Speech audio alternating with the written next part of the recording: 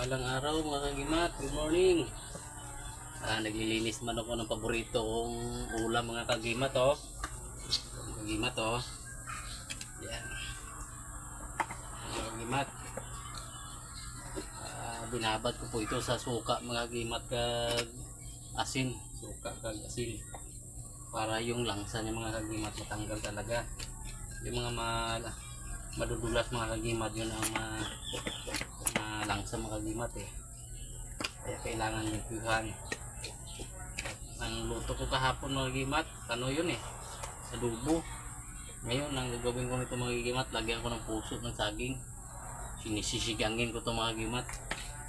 Kasi dalawa to mga kagimat kumuha ko to ng puso ng saging mga kagimat kasi paborito ko talaga to mga kagimat, itong isda to mga kagimat kaya itong alaga ko mga kagimat kasi talagang paborito din to ng anak ko ng babae.